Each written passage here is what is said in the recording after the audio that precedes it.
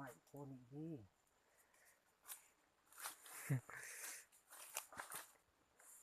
อีกท้ายเลย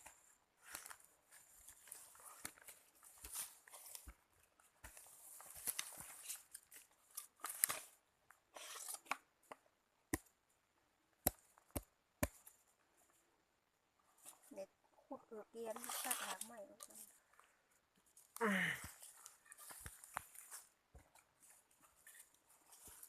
ไก่เนี่ยนี่คือ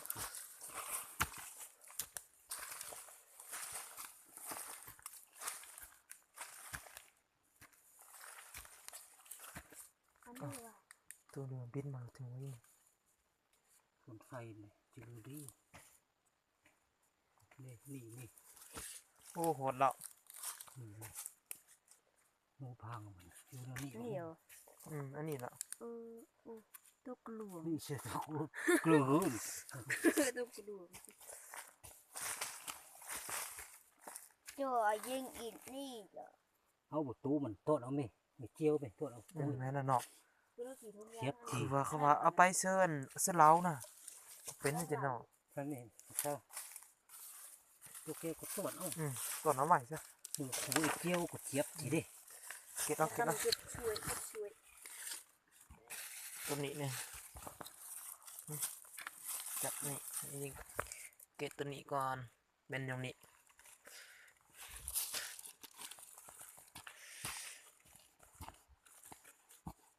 โอ้ยอยู่ห่างมันบุ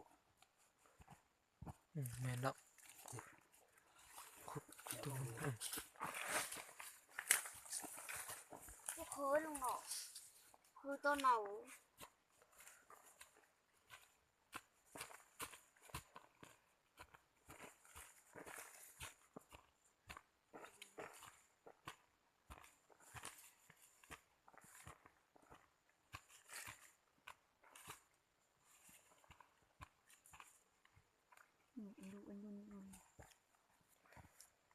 อันนี้อ่ะ นี่แหละ โอ้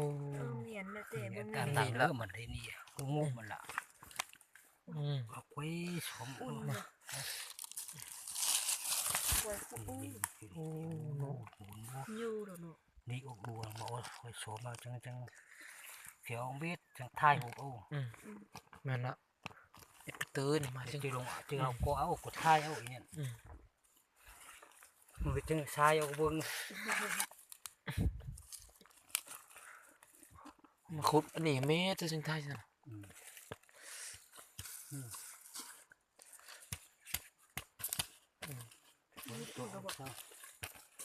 มาขึ้นดูนี่ โอ้เหยื่อ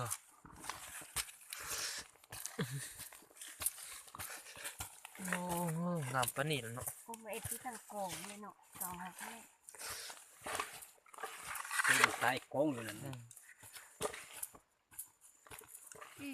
แต่เอาทิพมา อย่าเห็นเนื้อขุดเนื้อ เบิ่งไทยยิงขุดมั้ง นี่ ท่า โล นี้ ลงนี่นี่ ท่านี้นะ โอ้ยูอ่ะ จับ อัน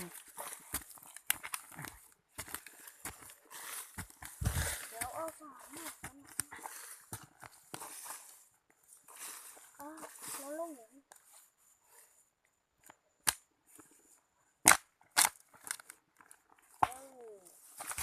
คนมีแหงยังจังเกือบจะเห็นแล้วเนื้อโตเนื้อ หมุนน่ะนุดูบากเลยน้ำมู มาจุ่มจุ่ม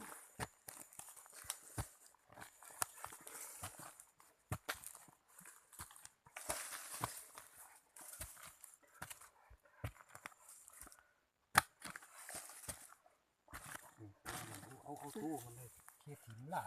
ตัวเอาเลยบุตรที่มันจะบีเนี่ยเดียวเชี่ยตัวเอา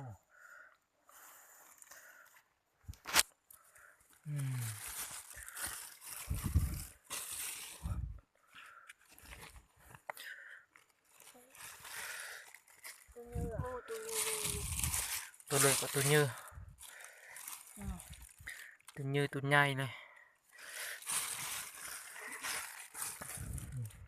โอ้ลงตูนั่นเลยนั่นอ๋อขวัญโอ้เป็นผงเลยอยู่จ้ะอุ่นมาได้เนี่ยอุ่นเก๋จะบอกคืนที่หางใหม่เห็นบ่หนู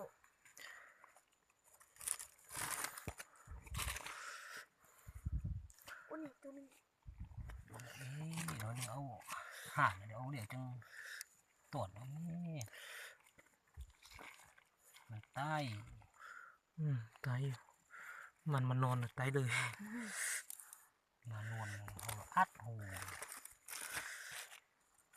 เอาไปยังทายอยู่ทายไปที่ ถ่ายวิดีโออยู่ละ ทายอยู่ในเนาะ ถ้าอยู่จะนี่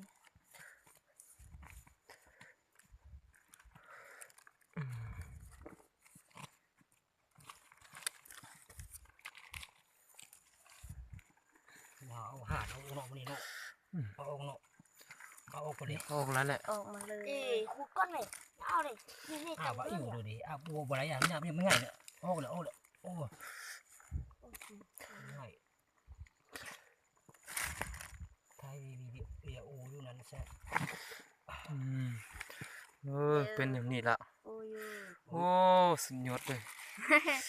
เอาตัว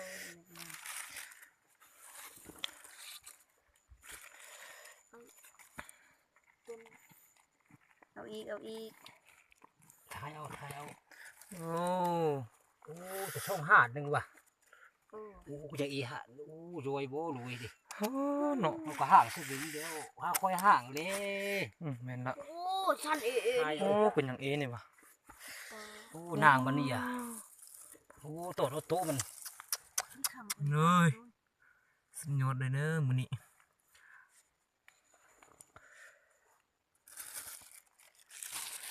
ห่างสะเบ่งหนอนโอ้ไม่เนาะปลายเม็ดนี่ก็ อันนี้ ก็นี่เบาเม็ดห่างเม็ดหนาวไหมห่างเม็ดเอาไปแกวันนี้ หมูเตะ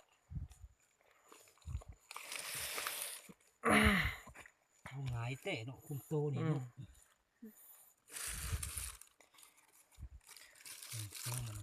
มันหน่วยเลย โอ้เฮ้ยตัวโน่ดูนี่มือเนาะมันนี่กล้วย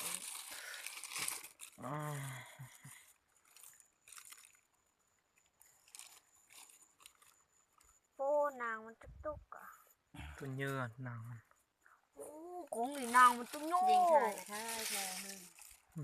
ถ่ายแล้ว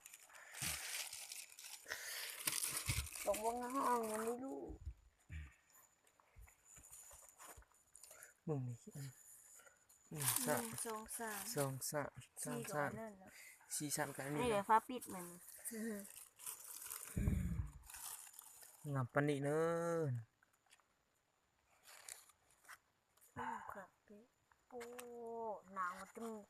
บงนางมัน หอนให้แดดดูบ่นี่กูคุมตรงนี้ก็ยังเคียงอยู่ว่ะ สมปอว่าไตดีปะ ตายแต่อยู่เขือ เป็นอย่างนี้ ยังหักกันเลยใต้ดีจังค่อยหลานน้องเฮา คอยเจ็บ เจ็บเจ็บกี่หลานน้อง นั่นนี่ นี่โป้ตัวเยอะ ทายนั่งเผื่อเขาเวิ่งก่อนนางซ้ำนี่เจียนะจะเป็นคนนี่เนาะจะออกน้ำนี่ น้ำเหี่ยงนี่นะ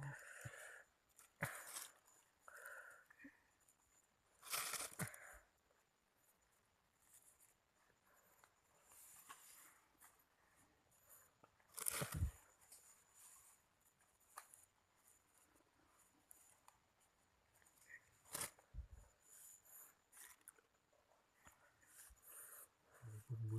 ญนี่เด้ อุ่นนี่หัวอีกนี่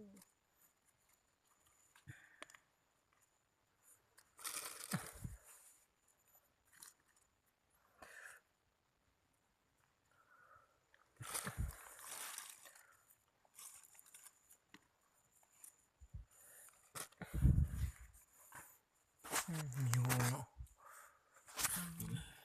อันนี้นี่ เอาลูกนี่เรื่องเอ๊ะ เนาะนี่จะเอาละ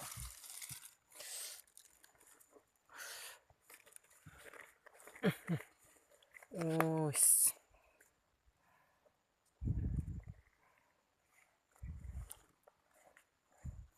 สีสันเลย สั่นสุดท้า ห ย นึ่ง นี่อะ สองสามอันนี้สี่กับอันนี้หนึ่ง อีกพับปิดอีกคนมัน โอ้แต่จะเนื้อเต็มอ่ะเนาะ เต็มซื้อ เต็มรีดนี่เนาะเดี๋ยวข้าวเฟื่อเนาะ คันเต็มซื้อกันมาอันนี้อกเม็ดอันนี้มา โลกไกลเอาเนาะ อกเม็ดอ่ะ นี่เนาะ เฮ้อได้กำดีโดนยันแต่ก็ไม่ คือตัวมันเอง มันจะเป็นตุ๊กแก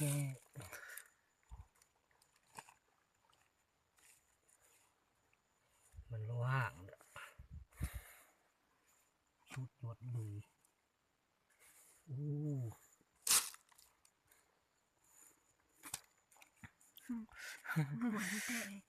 ถวายออกมาจัง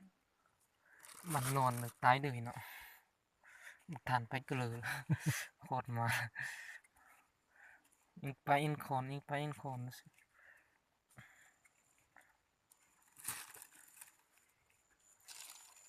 โอ้ตายกงโหหลันลงกูนี่ก็บอก โอ้เป็นไรเป็นไรน้องเฮาเม็ดไรนี่สนุกตายพ้น ตัวนี้ลานเสียงเยอะ เราก็จะเอามือหลันหละข้าว นี่ ตัวที่นี่นะครับ นางตัวหนึ่งนางตัวหนึ่งเดือนนี้ล่ะนางตัวหนึ่งอะตัวหนึ่งเดือนนี้วันนี้ เอแล้วก็ เป็นตุ๊กแกซะเองละ มาเอ็ดหูตืบลืบเขานี่มันเขาใต้กอง สปองว่าคนนะที่นี่มาเนาะ ก่อน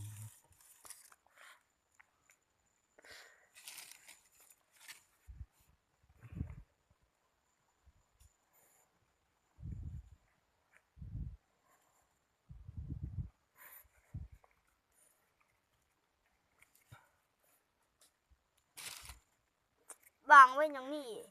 เจอมาคืนเมื่อไหร่เนาะ โอ้ย มันอยู่กลางคืนเนาะ บุคืนนี้นะเอาอุดดีอุดจันใจดี โอ้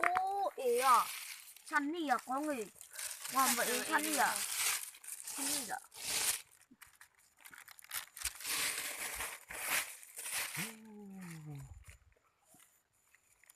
ถึงนะถึง เอาหมูเม็ด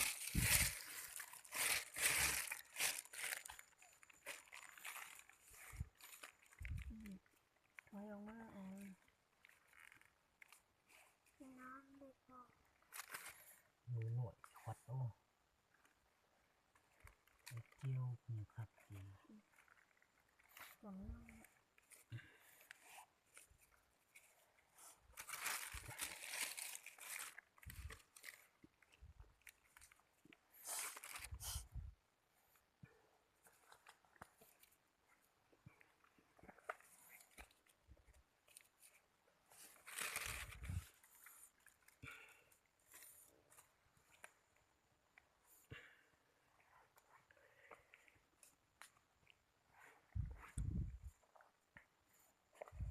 มันก็จะเดินค่อยปืนเนาะนี่เนาะ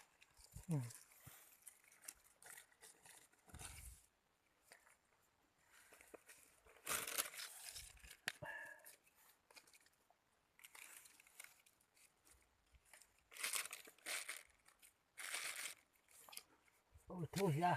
ขวัดอ่ะ สำนีเนาะ มีไปอีก ขวัดอ่ะ มีสิเป็นยัง เคียงเลย นี่ไงอ่ะ เลยมันก็ขอเหยาะดูอีก โอ้ โอ้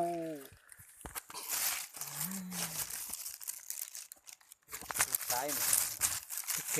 ตุ๊กตาย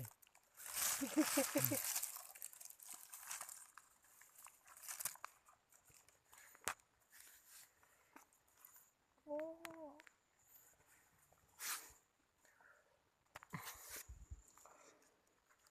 โหนี่นังเอ๊ะเนี่ยดูสิ ra ý của ra mới à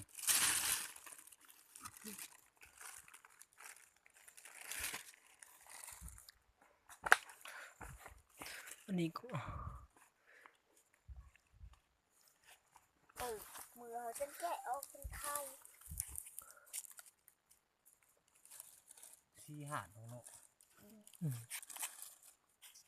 จะเอามาเอาแต่โรยซะเนาะแต่ที่ก้นเนาะ